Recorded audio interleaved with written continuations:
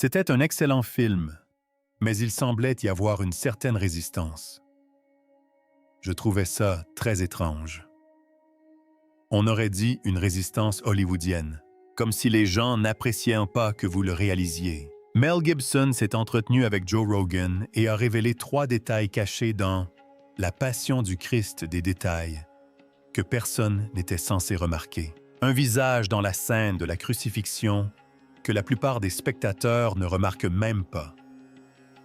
2 femmes décédées dont les visions intimes ont contribué à la construction du film, scène après scène, et une simple réplique en araméen qu'il a refusé de couper, même après que son propre frère l'ait supplié de la supprimer. Rogan était stupéfait. Son équipe de recherche s'est mise à chercher des articles en plein milieu d'une phrase. Et à la fin, Rogan n'arrivait pas à croire ce que Gibson venait de révéler publiquement. L'histoire que Hollywood a enterrée. Vous êtes ailleurs. Vous êtes dans un autre monde. Tu sais, tu devrais aller en enfer. Tu devrais aller à Chile, le 9 janvier 2025. Mel Gibson est entré en studio pour l'épisode 2254 du podcast The Joe Rogan Experience, à sa sortie. La conversation était déjà devenue l'un des épisodes les plus commentés de l'année. Pour comprendre ce que Gibson a finalement dit à voix haute cet après-midi-là, il faut revenir à ce moment précis. La Passion du Christ a failli être abandonnée avant même le tournage de sa première image. En 1996, Mel Gibson était au sommet de sa carrière. Braveheart venait de remporter l'Oscar du meilleur film et celui du meilleur réalisateur. Il aurait pu entrer dans n'importe quel studio hollywoodien et donner son feu vert à presque tous les projets qu'il souhaitait un film de guerre, une suite, une franchise, tout était possible. Au lieu de cela, il est arrivé avec un scénario retraçant les 12 dernières heures de la vie de Jésus-Christ, entièrement reconstitué en araméen, en latin et en hébreu. Pas de grandes stars anglophones, pas de scènes d'action conventionnelles, pas de stratégie marketing sans sous-titres. Et un sujet si clivant que les studios refusaient même d'y être publiquement associés. 7 grands studios ont refusé le projet. La 20th Century Fox, qui avait un accord de priorité avec Icon. La société de Gibson a publié un communiqué déclarant qu'elle ne participerait absolument pas au film. Columbia, MGM, Paramount, Universal, Disney et Warner Brothers avaient également décliné. Gibson a confié à Rogan que ce à quoi il s'était heurté n'était pas seulement une prudence commerciale, mais quelque chose de bien plus grave. Il lui a dit sans détour qu'à Hollywood, le christianisme était la seule religion qu'il était encore permis de dénigrer. La même communauté qui défendait les autres religions à l'écran a réagi de manière catégoriquement différente et hostile à cette histoire. Rogan n'a pas protesté. Il s'est contenté d'acquiescer. Gibson a refusé de céder. Il avait financé Braveheart lui-même. Il savait exactement comment réaliser un film sans autorisation institutionnelle. Il a donc signé un chèque de 30 millions de dollars pour couvrir la production, puis un second de 15 millions de dollars pour le marketing et la distribution. 45 millions de dollars de sa propre poche, sans aucune contribution d'un studio, sans aucune ingérence créative, sans le moindre filet de sécurité. Il engagea le professeur William Folco de l'université Loyola Marymount pour traduire le scénario en araméen et en latin. Folco intégra délibérément quelques irrégularités de prononciation, car les personnages de l'histoire n'auraient pas parlé ces langues comme langue maternelle. Chaque décision créative fut prise sans qu'aucun cadre n'ait son mot à dire. Gibson confia alors à Rogan quelque chose que la plupart des intervieweurs n'avaient jamais réussi à lui faire dire aussi clairement. Le film, dit-il, ne parlait ni des chefs juifs ni des soldats romains. Il parlait de responsabilité individuelle. Chaque spectateur, à chaque époque, chaque personne qui regarde. Et c'est là que réside le premier détail caché. Premier détail caché, les mains sur le marteau. C'est quelque chose qu'on comprend après avoir lu le livre plusieurs fois. On lit le livre plusieurs fois et, oui, c'est comme la résurrection du Christ. Revoyez la scène de la crucifixion. Regardez le moment où le marteau s'abat. Regardez les mains qui enfoncent les culfefs clous de fiontan sur la rocheur. Regardez-les attentivement. Ce ne sont pas les mains d'un acteur. Ce ne sont pas les mains d'une doublure. Ce sont les mains de Mel Gibson. Il s'est mis en scène. Il s'est délibérément désigné comme le bourreau. Dans la scène la plus importante du film, c'est le réalisateur lui-même qui tient le marteau. Et il ne l'a jamais mentionné lors de la tournée promotionnelle. Il n'en a jamais parlé dans un article. Il n'a jamais demandé à personne de le remarquer. Il a expliqué à Rogan pourquoi le film n'a jamais eu pour but de blâmer autrui. Il a été conçu comme un film sur la responsabilité individuelle. Il a expliqué à Rogan de sa propre main que le message était clair. Nous sommes tous responsables, et non un groupe spécifique d'une époque précise. Chaque spectateur, sans exception. Alors, au moment de filmer les mains enfonçant les clous, Gibson est entré dans le champ et l'a fait lui-même. Il s'est délibérément incarné le bourreau. Premier détail caché, cette part d'ombre qui a rendu le film possible. La plupart des gens pensaient que Gibson avait réalisé ce film animé d'une foi profonde et d'une certitude inébranlable. Ce n'est pas ce qu'il a confié à Rogan. Il lui a raconté que pendant les années précédentes, le tournage, il avait longtemps été prisonnier de ce qu'il appelait son cerveau animal, un état constant de lutte ou de fuite. Il ne pouvait ni dormir ni fonctionner normalement.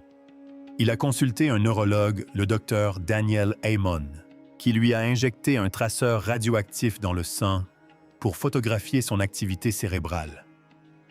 Après avoir ouvert le fichier des résultats en présence de Gibson, le docteur Amen a levé les yeux des images et lui a demandé d'une voix douce si tout allait bien.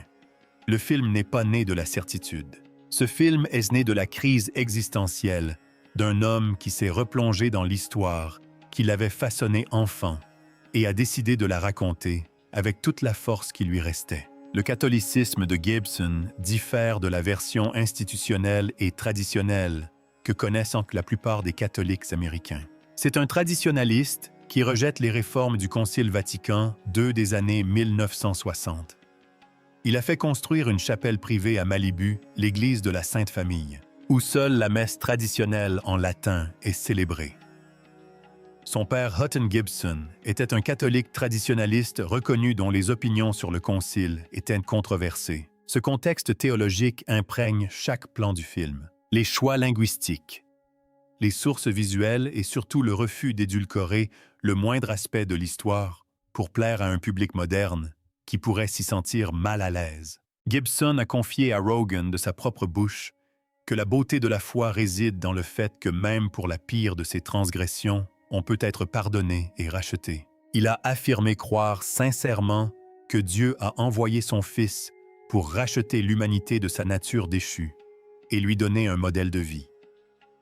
Il a également reconnu sans hésiter être alcoolique de nature, que les années où il s'est éloigné de sa foi ont été des années où tout dans sa vie a pris une mauvaise tournure, et que ce film était sa tentative désespérée de transmettre par le cinéma ce qu'il ne pouvait exprimer par les mots. On peut toujours ignorer un sermon. Impossible d'ignorer ce qu'il a projeté sur cet écran. Si vous regardez encore cette vidéo, cliquez sur « J'aime » et abonnez-vous à la chaîne. Le chapitre suivant révèle le deuxième détail caché, celui dont personne dans la presse spécialisée n'a jamais parlé. Deuxième détail caché, les deux femmes décédées dont personne ne parle. C'était un excellent film, mais il semblait y avoir une résistance à ce film, surtout pour une passion comme la mienne. L'écrit était primordial, car il y avait tous ces livres, la Bible, les différents évangiles et autres textes que les gens connaissaient bien. La plupart du temps, ils n'avaient même pas besoin de lire les sous-titres. Un simple coup d'œil leur suffisait pour comprendre. Pendant 20 ans, les critiques ont débattu de la violence dans La Passion du Christ, de la longue scène de la flagellation en deux parties du design précis de la couronne d'épines, si fortement enfoncée qu'elle perfore le crâne. Le nombre exact de chutes sur le chemin de la flagellation. la réaction des personnages à certains moments, l'apparition du diable dans le jardin d'Éden, la façon dont Marie court vers son fils lorsqu'il tombe. Tous les critiques qui ont écrit sur ce film supposaient que Gibson avait puisé directement dans les 4 évangiles du Nouveau Testament. Non, il s'est inspiré d'une mystique allemande du 19e siècle, Anne-Catherine Emmerich, une stigmatisée qui passa les 12 dernières années de sa vie alitée, sans jamais quitter son village. Elle dicta 50 chapitres de descriptions sensorielles, détaillées de la Passion au poète allemand Clemens Brentano. Elle affirmait que ces scènes lui apparaissaient en vision mystique. Elle décrivit des rues de Jérusalem qu'elle n'avait jamais vues de ses propres yeux. Elle décrivit le poids exact de la croix, le motif précis de la couronne, les paroles exactes échangées entre les personnages sur le chemin du calvaire. Gibson lut son livre, puis il porta ses visions à l'écran. Il s'est également inspiré des visions de Maria d'Agrada, une mystique espagnole du XVIIe siècle, dont les écrits remplissent 4 volumes. Une femme qui affirmait avoir visité le Nouveau Monde alors que son corps reposait dans un couvent espagnol. Une autre mystique catholique dont les révélations n'ont jamais été officiellement approuvées par le Vatican. Gibson l'a confirmé dans de multiples interviews sur une période de 20 ans. Le film que les critiques ont accusé d'antisémitisme a en réalité été construit scène par scène à partir des révélations privées de 2 femmes catholiques décédées. Le scénario du film religieux le plus scruté du 20 et 1e siècle ne s'inspire pas des écritures canoniques. Il s'inspire des visions mystiques de 2 femmes dont l'Église elle-même n'a jamais reconnu officiellement les récits. Voilà ce qui était enfoui au cœur de la Passion du Christ. Voilà le 2e détail caché. Le 3e détail caché, c'est la ligne que Gibson a refusé de couper. La polémique qui a failli étouffer la Passion du Christ avant même sa sortie en salle s'est résumée à une simple réplique en araméen. Cette réplique tirée de Matthieu 27 dit « Que son sang retombe sur nos enfants et sur nous. » Dans le scénario, Gibson l'avait incluse. Dans le montage provisoire, elle était toujours là. Lorsque la controverse a éclaté, des chefs religieux ont exigé sa suppression pure et simple. Les distributeurs lui ont conseillé de la couper. Son propre frère le lui a également conseillé. Gibson confia à un journaliste que s'il incluait ce passage dans les sous-titres anglais, on viendrait le tuer. Il prit donc une décision qui passa presque inaperçue à l'époque. Il supprima le sous-titre, mais pas la réplique. La version araméenne de ce passage précis de Matthieu 27 figure encore aujourd'hui dans la copie de la Passion du Christ sortie en salle. L'érudit Govers a confirmé publiquement que les mots figurent toujours dans l'enregistrement audio. Seule la traduction anglaise a été supprimée. La réplique est audible pour quiconque comprend l'araméen. Elle est muette pour tous les autres. Gibson n'a jamais vraiment expliqué son choix. Il a confié à son frère qu'il avait initialement prévu de la supprimer complètement. Puis, il l'a conservée invisible, non traduite, mais présente, intégrée au film de sorte que personne ne puisse la voir à moins de savoir précisément quoi écouter. Voilà le 3e détail caché, le suaire les apôtres et l'argument qui a réduit Rogan au silence. Cet échange a été le plus marquant de l'épisode avec Rogan. Il ne s'agissait pas de réalisation cinématographique, mais de preuves. Gibson a affirmé à Rogan que les évangiles étaient, selon lui, un récit historique vérifiable et non une mythologie, et il était prêt à étayer ses arguments.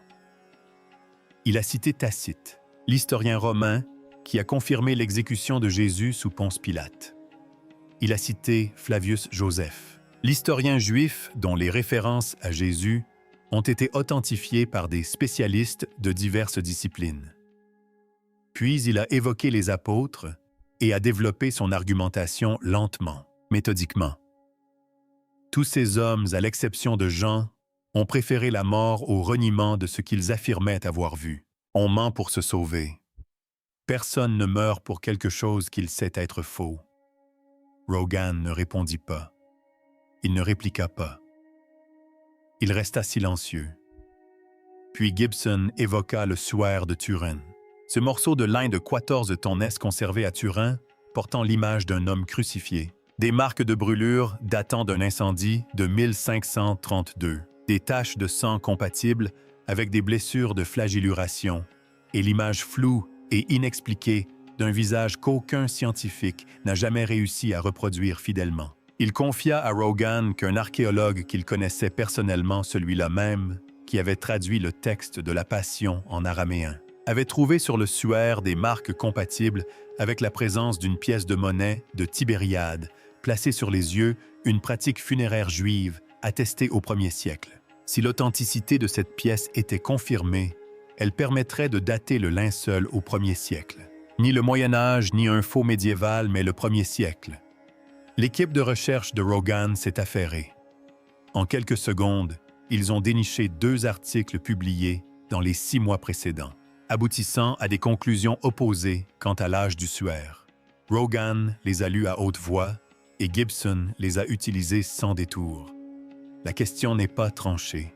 La datation au carbone 14 de 1904-28, qui avait écarté l'hypothèse d'une origine médiévale pour le suaire, a été compliquée par des analyses ultérieures, montrant que les fibres testées provenaient d'une réparation postérieure et non du tissu d'origine. Gibson ne présente pas le suaire comme une preuve.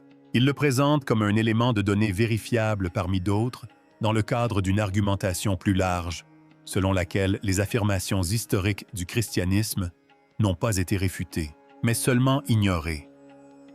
Cette distinction est cruciale dans un podcast où Rogan a passé des années à mettre ses interlocuteurs face à ce genre de manipulation intellectuelle. Gibson a présenté son argument sans détour. Il n'a pas dit espérer qu'il soit vrai. Il a dit avoir examiné les preuves et les avoir trouvées convaincantes. Rogan n'a pas contesté. Rogan ne l'a pas interrompu. Il s'est contenté d'acquiescer, de baisser les yeux et de laisser Gibson terminer. Pour un homme qualifié de fanatique religieux par les critiques traditionnelles depuis plus de 20 ans, la précision avec laquelle il a présenté ses arguments dans un contexte non religieux a marqué le moment où la conversation a cessé de porter sur un film, ce que Jim Caviezel a réellement enduré. Lorsque Gibson appela Jim Caviezel pour lui proposer le rôle, Caviezel lui fit remarquer que ses initiales étaient un Jesse et qu'il avait 33 ans. Gibson lui dit qu'il l'effrayait et raccrocha. Avant que Caviezel n'accepte, Gibson le met en garde. « Tu ne travailleras plus jamais dans ce milieu. » Caviezel accepta malgré tout. S'ensuivit la performance la plus éprouvante physiquement de l'histoire du cinéma américain. Non pas en termes de récompense, mais en termes de sacrifice pour l'acteur. Il se déboîta l'épaule gauche, en portant la croix qui pesait plus de 70 kg. Lors de la scène de la flagellation, il fut accidentellement frappé 2 fois par un vrai fouet, l'acteur derrière lui ayant manqué le poteau dissimulé. Le second coup lui laissa une cicatrice de 35 cm dans le dos qu'il porte encore aujourd'hui. Il passa des mois presque nu dans l'hiver italien par des températures de -4 degrés Celsius et des vents de 50 km/h. Il contracta une hypothermie, une infection pulmonaire et une pneumonie. La prothèse oculaire qui lui recouvrait un œil pour simuler un gonflement a altéré sa perception de la profondeur et lui a causé des migraines pendant toute la durée du tournage. Il a perdu 20 kilos. Puis la foudre est apparue. Sur la toute dernière prise du film, Caviezel a été frappé. Il a décrit les 4 secondes précédant l'impact comme un silence soudain et angoissant, un silence qui n'existe pas dans la nature. Puis, il a dit avoir eu l'impression de recevoir 2 gifles aux oreilles en même temps. Il a vu des parasites roses. Les personnes autour de lui se sont mises à crier. De lui, le producteur Steve McKeevid a rapporté avoir vu de la fumée sortir des oreilles de Caviezel. L'assistant réalisateur John Michelini a été frappé quelques secondes plus tard à quelques mètres de là. C'était la 2e fois que Michelini était frappé par la foudre sur ce même tournage. En 2023, Caviezel a confirmé publiquement un fait qu'il n'avait jamais révélé auparavant. Après avoir été foudroyé, il est décédé brièvement à l'hôpital avant d'être réanimé. Le tournage a également nécessité 2 interventions chirurgicales cardiaques, dont une à cœur ouvert. Il en parlait discrètement sans emphase, comme si c'était un simple incident de la vie dont il cherchait encore à comprendre 20 ans plus tard. L'avertissement de Gibson s'avéra juste. Caviezel se retrouva incapable d'obtenir des rôles importants à Hollywood. Il fut mis sur liste noire. Ses agents le lâchèrent. Son avocat le lâcha à cause d'un projet ultérieur à caractère religieux. L'homme qui avait porté à bout de bras le film ayant rapporté plus d'argent que presque aucune production indépendante de l'histoire fut de facto écarté de l'industrie, qui avait refusé de le financer, et qui l'avait ensuite vu devenir un phénomène. Les conversions et les guérisons sur le plateau. L'acteur italien qui incarnait Judas Iscariote est arrivé sur le plateau en se décrivant lui-même comme un athée convaincu. Luca Lionello, quant à lui, a quitté le plateau après avoir été catholique. Il a fait sa première confession. Il a fait bénir son mariage à l'Église. Il a fait baptiser ses enfants. Il en a parlé publiquement à plusieurs reprises dans des interviews au cours des années suivantes. Un membre musulman de l'équipe qui jouait l'un des gardes dans les scènes de passage à tabac s'est également converti avant la fin du tournage, un détail que Caviezel lui-même a confirmé. Le père John Bartunek, le conseiller théologique sur le plateau, a décrit une production où chacun se sentait à l'aise de parler ouvertement de sa foi, chose rare sur les plateaux de cinéma. Maya Morgenstern, l'actrice juive roumaine qui interprétait Mary, était secrètement enceinte pendant le tournage. Elle n'en avait rien dit à la production. Une femme juive enceinte, incarnant une mère juive, assistant à la mort de son fils, au cœur d'une histoire de vie renaissant de la mort. Une symétrie que l'équipe n'a pleinement saisie qu'après coup. Gibson a également raconté à Rogan l'histoire d'une jeune fille atteinte d'une forme grave d'épilepsie qui était présente pendant le tournage et qui n'a pas eu une seule crise pendant 1 mois entier. D'autres témoignages de récupération des sens parvinrent à l'équipe de production. Gibson ne présenta rien de tout cela comme une preuve de miracle. Il le présenta comme un phénomène que les personnes présentes ne pouvaient expliquer par des moyens ordinaires.